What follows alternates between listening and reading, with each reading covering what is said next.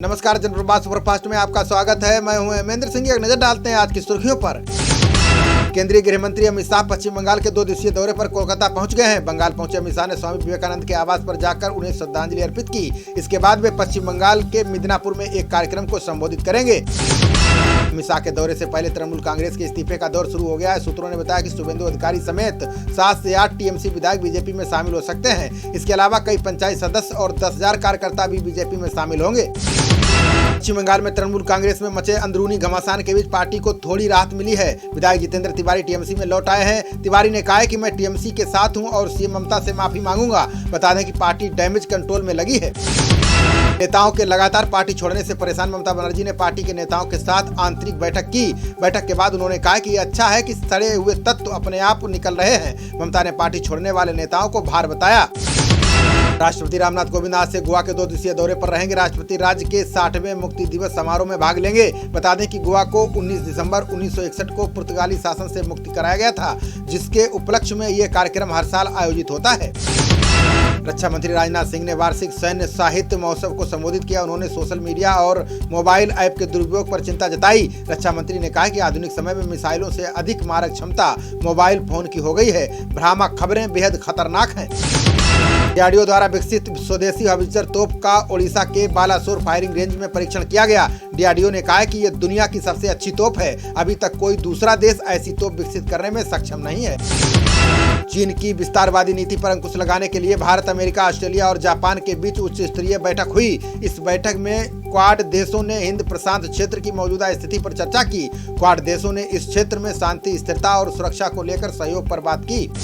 हिमाचल और जम्मू कश्मीर में जबरदस्त बर्फबारी के कारण उत्तर भारत के अधिकतर शहर शीत लहर की चपेट में आ गए हैं। दिल्ली एनसीआर में न्यूनतम तापमान 4 डिग्री सेल्सियस रिकॉर्ड किया गया है। उत्तरी भारत के ज्यादातर हिस्सों में न्यूनतम तापमान 5 डिग्री सेल्सियस से नीचे है।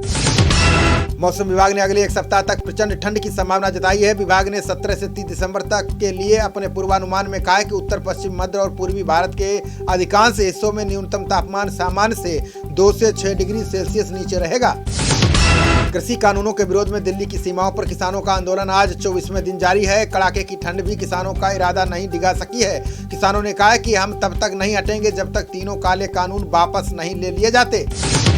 कृषि कानूनों के खिलाफ चल रहे किसान आंदोलन को समर्थन देने के लिए महाराष्ट्र के किसान दिल्ली आने की तैयारी कर रहे हैं। ऑल इंडिया किसान सभा ने बताया कि आगामी 21 दिसंबर को महाराष्ट्र के 20 जिलों के हजारों किसान नासिक से दिल्ली के लिए कूच करेंगे। कृषि कानूनों के खिलाफ जारी आंदोलन पर केंद्रीय कृषि मंत्री नरेंद्र सिंह तोमर ने बड़ा दावा किया है। नया साल आने से पहले सरकार किसानों को मना लेगी। उन्होंने कहा कि आंदोलन कर रहे किसानों से केंद्र सरकार नियमित बात कर रही है। पुडुचेरी सीएम बी नारायणसामी ने किसानों के समर्थन में 1 दिन का अनशन किया। अनशन समाप्त करने के बाद उन्होंने तीनों कृषि कानूनों की प्रतियां फाड़ी। उन्होंने आरोप लगाया कि कृषि कानून पूरी तरह से किसानों के खिलाफ हैं। इससे सिर्फ कारपोरेट जगत को लाभ होगा।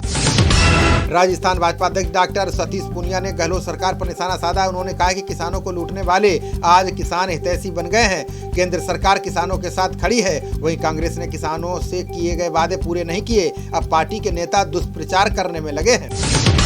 कांग्रेस ने पीएम मोदी के मध्य प्रदेश के किसानों से संवाद को ढोंग और प्रचंड बताया। पार्टी प्रवक्ता सुरजेवाला ने कहा कि मोदी सरकार अब ईस्ट इंडिया कंपनी से भी बड़ी व्यापारी कंपनी बन गई है, जो मुट्ठीभर पूंजीपतियों को लाभ पहुंचाना चाहती है। पंजाब सीएम अमरिंदर सिंह ने कृषि कानून को लेकर फिर केजरीवाल पर निशाना साधा। उन्होंने केजरीवाल पर दोहरे मापदंडों को अपनाने का आरोप लगाया। उन्होंने कहा कि कानून की प्रतियां फाड़कर केजरीवाल ने घटिया नाटक किया है। आप नेता तुच्छ राजनीति करने में लगे। पीएम मोदी आज उद्योग मंडल एसोचैम के स्थापना सप्ताह को वीडियो कॉन्फ्रेंसिंग के जरिए संबोधित करेंगे। पीएमओ ने जारी बयान में कहा कि प्रधानमंत्री इस मौके पर रतन टाटा को ASSOCHAM enterprise of the century award भी प्रदान करेंगे। केंद्रीय मंत्री महेंद्र नाथ पांडे ने बताया कि सरकार अगले 1 महीने में प्रधानमंत्री कौशल विकास योजना का 3रा चरण शुरू करने के लिए तैयार है। इस बार योजना में जिला कौशल समितियों को मजबूत करने पर ध्यान केंद्रित किया जाएगा। एनजीटी ने केंद्रीय पर्यावरण मंत्रालय से गंगा नदी में जल परिवहन परियोजनाओं को लेकर रिपोर्ट मांगी है। एनजीटी ने पूछा है कि गंगा नदी में वाराणसी से हल्दिया तक अंतर्देशीय जलमार्ग परियोजनाओं के लिए पर्यावरण प्रभाव आकलन कराने की आवश्यकता है या नहीं। डीडीसी चुनाव के अंतिम चरण के लिए आज जम्मू संभाग में 15 और कश्मीर में 13 सीटों पर वोट डाले जा रहे हैं। इसमें 6 लाख मतदाता 168 उम्मीदवारों के भाग्य का फैसला करेंगे। इसके अलावा पंचायत उपचुनाव में 285 पंचों और 84 सरपंचों के लिए भी चुनाव हो रहे हैं। विश्व स्वास्थ्य संगठन ने कोरोना की वैक्सीन को लेकर दुनिया भर को फिर से चेतावनी दी है। WHO ने कहा है कि टीका कोई जादुई गोली नहीं है जो कोरोना वायरस को तुरंत खत्म कर देगी। हमें यथार्थवादी होने की जरूरत है। इस महामारी का प्रकोप लंबे समय तक बना रहेगा। भारत में कोरोना संक्रमितों का आंकड़ा 1 करोड़ के पार पहुंच चुका है। इनमें से अभी तक 1,45,136 लोगों को अपनी जान गंवानी पड़ी है। देश में पिछले 24 घंटे में 25,152 नए संक्रमित मरीज सामने आए हैं। वहीं 347 लोग कोरोना से जिंदगी की जंग हार गए। दुनिया भर में कोरोना मरीजों का आंकड़ा 7,59,00,000 से ज्यादा हो गया है। इसमें से अब तक 16,80,000 से ज्यादा लोग जान गंवा चुके हैं और 5,32,00,000 से ज्यादा लोग ठीक हो चुके हैं। वहीं अमेरिका ने फाइजर के बाद मॉडर्ना की वैक्सीन को भी मंजूरी दे दी है। वित्त मंत्री निर्मला सीतारमण ने कहा है कि इस बार का बजट अभूतपूर्व होगा। सरकार महामारी से पीड़ित अर्थव्यवस्था को आगे बढ़ाने और विकास को गति देने के लिए तैयार है। स्वास्थ्य, चिकित्सा, अनुसंधान और विकास में निवेश के लिए व्यापक फैसले लिए जाएंगे। भाजपा के राष्ट्रीय महासचिव तरुण चुग ने तेलंगाना सीएम चंद्रशेखर राव पर तंज कसा। उन्होंने टीआरएस को संयुक्त परिवार पार्टी बताया। चुग ने कहा कि राज्य में ऐसा व्यक्ति सीएम बनेगा जो भ्रष्टाचार के खिलाफ लड़ेगा। सीएम किसी राजा का बेटा या किसी निजाम का आदमी नहीं होगा। सुखबीर सिंह बादल ने शीतकालीन सत्र बुलाने के लिए राष्ट्रपति से दखल का अनुरोध किया है। उन्होंने कहा है कि कोरोना का बहाना बनाकर सत्र को रद्द करना अनुचित है। तीनों कृषि कानूनों को महामारी के दौरान पारित किया गया था। सरकार बहस से बचने का प्रयास करने में जुटी है। पाकिस्तान के विदेश मंत्री शाह महमूद कुरैशी ने कहा है कि भारत हमारे देश पर सर्जिकल स्ट्राइक करने वाला है। हमारे पास इसके सबूत हैं। इंटेलिजेंस को इस बारे में जानकारी मिली है। उन्होंने कहा है कि भारत ऐसा अपने आंतरिक मुद्दों से लोगों का ध्यान भटकाने के लिए कर रहा है। अमेरिकी राष्ट्रपति ट्रंप ने चीन पर कड़ी कार्रवाई करते हुए दर्जनों चीनी कंपनियों को काली सूची में डाल दिया है। इसमें चीन की टॉप चिप मेकर कंपनी समेत कई बड़ी कंपनियां शामिल हैं। माना जा रहा है कि राष्ट्रपति ट्रंप अपना पद छोड़ने से पहले चीन पर कड़ी कार्रवाई करना चाहते हैं। अयोध्या में बनने वाली मस्जिद का नक्शा और डिजाइन आज पेश किया जाएगा। सूत्रों ने बताया कि अगर सब कुछ ठीक रहा तो मस्जिद निर्माण का कार्य 26 जनवरी से शुरू किया जा सकता है। इस संबंध में Indo Islamic cultural foundation trust ने आज बैठक बुलाई है। हाथरस कांड में सीबीआई की दाखिल पहली चार्जशीट को लेकर पीड़िता की वकील सीमा समृद्धि ने बड़ी मांग की है। उन्होंने कहा है कि हाथरस की लोकल पुलिस और प्रशासनिक अधिकारियों के खिलाफ भी सीबीआई की चार्जशीट दाखिल की जानी चाहिए ताकि उनकी भूमिका भी सबके सामने आ सके। प्रियंका गांधी ने हाथरस मामले में सीबीआई के आरोप पत्र को लेकर योगी सरकार पर निशाना साधा। उन्होंने कहा कि फिर सच की जीत हुई है। सच को उजागर करने की हिम्मत करने वाले पत्रकारों के साथ धक्का मुक्की की गई। पूरी ताकत लगाने के बाद भी सरकार सच को नहीं दबा सकी। लालू के जेल मैनुअल उल्लंघन मामले में हेमंत सरकार जवाब नहीं दे सकी है। हाईकोर्ट ने संतोषजनक जवाब न मिलने के कारण अगली सुनवाई की तारीख 8 जनवरी निर्धारित की है। सरकार के रवैये से नाराज न्यायालय ने पूरी जानकारी पेश करने का निर्देश दिया है। लखनऊ पीठ ने राज्यसभा के 10 नए निर्वाचित राज्यसभा सदस्यों को नोटिस जारी किया है। व्यापारी प्रकाश बजाज की याचिका पर अदालत ने यह आदेश दिया। अगली सुनवाई 25 जनवरी को होगी। बता दें कि बजाज ने नामांकन पत्र निरस्त करने को कोर्ट में चुनौती दी है। तमिलनाडु सीएम के पलानीस्वामी ने अम्मा मिनी क्लिनिक का उद्घाटन किया। इस मौके पर उन्होंने विपक्षी द्रमुक को अवसरवादी बताया। उन्होंने दावा किया कि द्रमुक केवल एक परिवार को समृद्ध करना चाहती है, जबकि हमारी पार्टी अन्ना द्रमुक हमेशा लोगों के कल्याण के लिए काम करती है। सीएम योगी ने आजीविका मिशन के लिए 445 करोड़ जारी किए हैं। लखनऊ में हुए कार्यक्रम को संबोधित करते हुए योगी ने कहा कि ग्रामीण क्षेत्र में महिलाओं को स्वावलंबी बनाना सरकार का लक्ष्य है। योजना महिला सशक्तिकरण की दिशा में मील का पत्थर साबित होगी। हरियाणा सरकार ने गन्ने की दर में 10 रुपए प्रति क्विंटल की बढ़ोतरी की है। अब गन्ने की कीमत 350 रुपए प्रति क्विंटल हो गई है। सीएम मनोहर लाल खट्टर ने कहा है कि ये कीमत देश में सबसे अधिक है। गन्ने की दर में बढ़ोतरी से हरियाणा के किसानों को फायदा मिलेगा।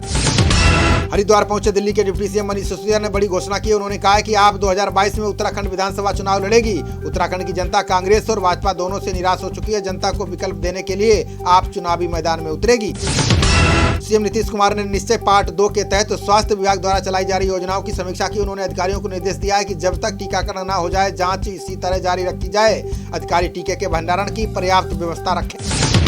विश्व बैंक ने कारोबार सुगमता की संशोधित रैंकिंग जारी की है, जिसमें चीन को बड़ा झटका लगा है। चीन 7 अंक नीचे खिसक गया है। विश्व बैंक ने सऊदी अरब, संयुक्त अरब अमीरात और अजरबैजान की रैंकिंग में भी संशोधन किया है। ये संशोधन अनियमितताओं की समीक्षा के दौरान हुआ।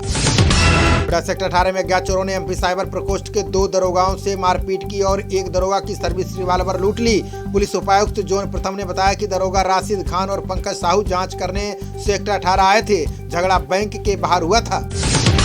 गुजरात के जामनगर में कस्टम विभाग से 1 करोड़ रुपए के गायब सोने के मामले में पुलिस ने रिपोर्ट दर्ज की है। कस्टम विभाग के अज्ञात कर्मचारियों के खिलाफ मामला दर्ज कराया गया है। बता दें, ये सोना भुज से आए भूकंप के बाद जामनगर कार्यालय में जमा किया गया था।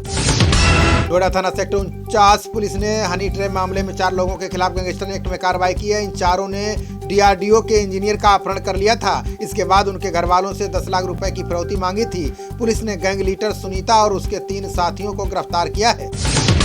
झारखंड के CM हेमंत सोरेन पर एक मॉडल ने दुराचार का आरोप लगाया है। इस मामले का राष्ट्रीय महिला आयोग ने संज्ञान लिया है। आयोग ने कहा कि 2013 में दुराचार किया गया था, साथ ही उन्हें मुंह न खोलने की धमकी दी गई थी। मध्य प्रदेश के सबसे बड़े महाकाल मंदिर परिसर में खुदाई के दौरान अति प्राचीन दीवार के अवशेष मिले हैं। हालांकि ये अवशेष कितने पुराने हैं, इसकी पुरातत्व विभाग ने अब तक रिपोर्ट जारी नहीं की है। बता दें कि महाकाल मंदिर के पूर्वी द्वार की तरफ खुदाई हो रही है। यहाँ से आम दर्शनार्थियों के लिए प्रवेश द्वार बनाया जा रहा है। बिहार के समस्तीपुर में PM किसान सम्मान निधि योजना में फर्जीवाड़े का खुलासा किया गया है। कृषि विभाग ने बताया कि 1593 किसानों ने योजना का लाभ लेने के लिए गलत जानकारी दी है। ये किसान आयकर भरते हैं, लेकिन इसे छिपाकर 2019 से निधि योजना का पैसा लिया गया। अब किसानों से इसकी रिकवरी की जाएगी। शिवसेना ने कांग्रेस के बहाने बीजेपी पर हमला बोला है। शिवसेना ने अपने मुखपत्र में लिखा है कि राष्ट्र निर्माण में जो लोग कांग्रेस के योगदान पर लगातार सवाल खड़ा करते रहे, उन्हें 1971 के ऐतिहासिक घटनाक्रमों के बारे में जानना चाहिए, जबकि मौजूदा समय में सीमाओं पर चीन और पाकिस्तान दिक्कतें पैदा कर रहा है। MP के गृह मंत्री नरोत्तम मिश्रा ने बंगाल की बीजेपी टीम में खुद का नाम शामिल होने के बाद CM ममता पर हमला बोला है। नरोत्तम मिश्रा ने कहा कि ममता बनर्जी का कुनबा आगामी चुनाव से पहले ही बिखर जाएगा। वो चुनाव लड़ने लायक नहीं बचेंगी। बता दें कि अमित शाह ने 7 बड़े नेताओं की टीम बनाई है। इसमें नरोत्तम मिश्रा भी शामिल है। संभल के SDM दीपेंद्र यादव ने किसानों को 50-50 हजार रुपए के जारी नोटिस को रद्द कर दिया है। SDM ने बताया कि 20 किसानों को जिला प्रशासन ने नोटिस जारी किया था। बता दें कि किसानों को शांति भंग की आशंका के चलते नोटिस दिया गया था। ऑस्ट्रेलिया के खिलाफ पहले टेस्ट की दूसरी पारी में टीम इंडिया की पारी बुरी तरह से लड़खड़ा गई है। भारत ने 9 विकेट पर 36 रन बना लिए हैं। ये भारत का टेस्ट में अब तक का सबसे कम स्कोर है। अब ऑस्ट्रेलिया को जीत के लिए सिर्फ 90 रन की जरूरत है। खबरों का सिलसिला जारी रहेगा। देखते रहिए जनप्रवाद। नमस्कार।